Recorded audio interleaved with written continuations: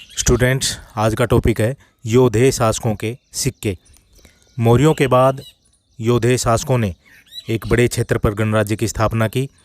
इन्होंने हिंदयवन, शक, कुषाण शासकों के साथ संघर्ष किया और अंतिम रूप से समुद्रगुप्त ने इनको अपने साम्राज्य में मिला लिया। अनेक स्थानों से योधेय शासकों के सिक्के मिले हैं जिन पर भिन्न भिन्न लेख अंकित हैं। 1834 ईस्वी में कप्तान कोटले नामक व्यक्ति को सर्वप्रथम उत्तर प्रदेश के सहारनपुर से योधेय गणराज्य के सिक्के प्राप्त हुए।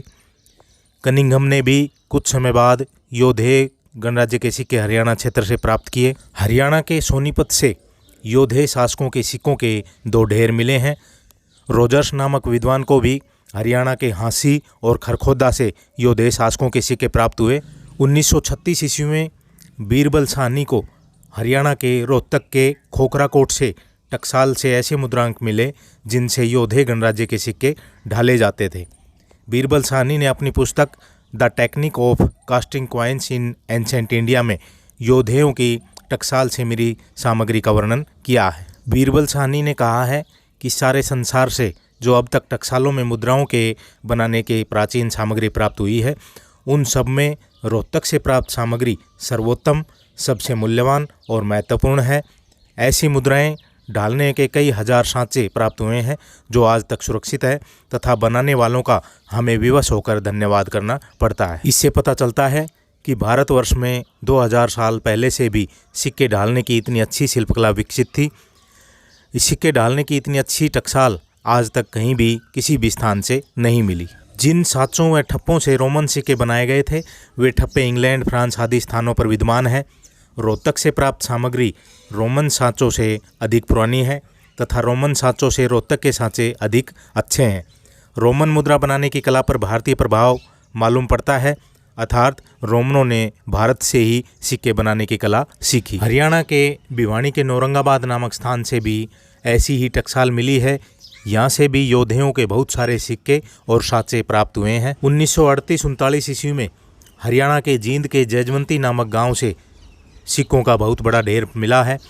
1961 में रोहतक जिले से सिक्कों का ढेर प्राप्त हुआ जो सबसे महत्वपूर्ण है। योधेय शासकों के अनेक सिक्के प्राप्त हुए हैं जिन पर भिन्न भिन्न प्रकार के लेख अंकित हैं।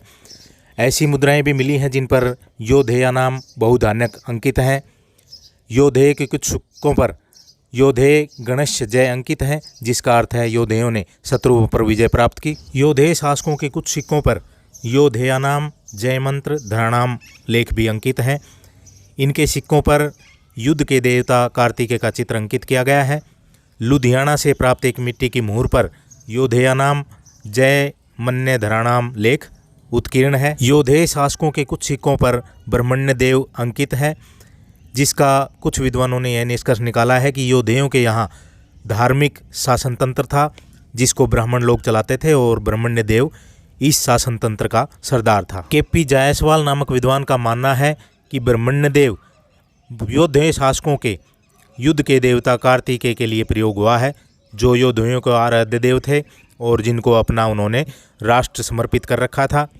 अग्रोहा जो हरियाणा के हिसार जिले में है, यहाँ से भी योधेयों का एक मुद्रांक मिला है।